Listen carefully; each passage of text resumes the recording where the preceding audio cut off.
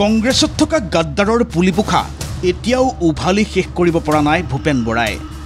কংগ্ৰেছ কৰ্মীক on camera ধমক এপিচিচিৰ সভাপতি ভূপেন বৰাৰ।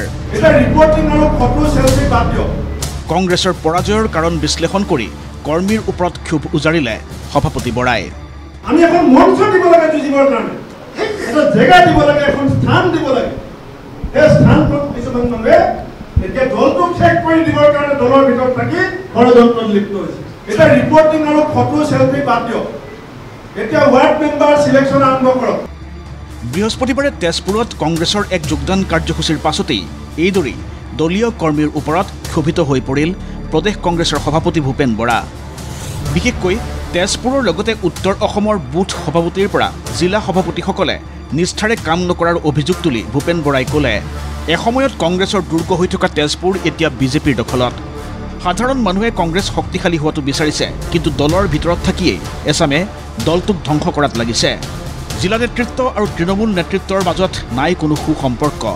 মানুহ গুজৰি আছে, মানুহে বিজেপিৰ বিৰুদ্ধে যুঁজি পেলাই বিজেপিক ওফৰাব বিচাৰিছে। যুঁজিবৰ কাৰণে মঞ্চখন দিবৰ কাৰণে কংগ্ৰেছৰ মানুহ কেইটামান সাজু নহয়। আমি এখন মঞ্চ দিব লাগে যুঁজিবৰ কাৰণে, এটা জেগা দিব লাগে, এখন স্থান দিব লাগে।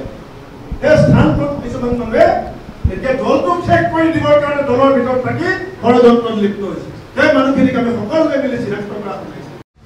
ইমানেই নহয়, বিধানসভা নিৰ্বাচনৰ টিকেট কিদৰে দিয়া হ'ব সেই সন্দৰ্ভতো গুৰুত্বপূৰ্ণ ঘোষণা এপিচিচিৰ সভাপতিগৰাকীৰ। আগন্তুক পঞ্চায়ত নিৰ্বাচনৰ মূল্যাংকন চাইহে বিধানসভা নিৰ্বাচনত দিয়া হ'ব টিকেট। এপিচিচি অথবা AICCৰ শীৰ্ষ নেতৃত্বৰ ঘনিষ্ঠ হ'লেও নেতাই লাভ নকৰিব টিকেট। ইয়াত কোনো AICCৰ টিকেট দিব নাহে, কোনো এপিচিচিৰ টিকেট দিব নাহে। পঞ্চায়ত নিৰ্বাচনৰ কৰ্মৰাজিৰ মূল্যাংকনৰ ভিত্তিত আমি জানুৱাৰী ফেব্ৰুৱাৰী মাহত শোণিতপুৰ জিলাৰ 5টা সমষ্টিত কোনে ইলেকশ্যন খেলিব তাৰ নিৰ্ণায়ক সিদ্ধান্ত মই অকলে আহি পেলাই লৈ যাম। ইফালে কংগ্ৰেছত চলি থকা অবিৰত যোগদানৰ প্ৰসংগ আনি এফাকি কবিতাৰে ভূপেন বৰাই ক'লে, আজি মই ভাল পাইছোঁ, অৱসৰপ্ৰাপ্ত শিক্ষাবিদ আহিছে, আমাৰ অৱসৰপ্ৰাপ্ত বিষয়া আহিছে, আম আদমি পাৰ্টি, বিজেপি, AGP, এইটো সৰু কথা নহয়। এজন আহিছে আজি, দুজন আহিছে আজি, এটুপ কৰি ডাৱৰৰ পানী পৰি ভৰি যায় বহল সাগৰ। এই আৰম্ভণি বুলি ধৰক। যদি আম আদমি পাৰ্টিৰ পৰা দুজন আহিছে, তেওঁ কোন আছিলে? মুখপাত্ৰ। তেওঁ মুখপাত্ৰ মানে কি? দলটোৰ মুখখন আছিলে, মুখখনে যদি আহি গ'ল, বডিটো আহিবলৈ কিমান সময় লাগে? AGP কোন আহিছে? ভাইচ প্ৰেচিডেণ্ট জিলাত নাম্বাৰ 2 যদি আহি গ'ল, তে বাকী নম্বৰকেইটা আহিবলৈ কিমান সময় লাগে?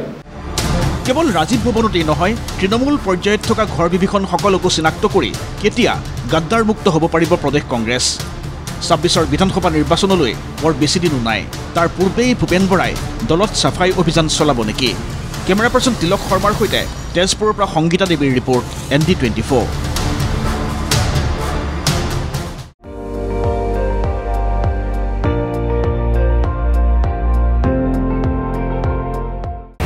আপুনি চাই আছে ND24, সৰ্বশ্ৰেষ্ঠ নহয়, সৰ্বোত্তমৰ দৌৰত।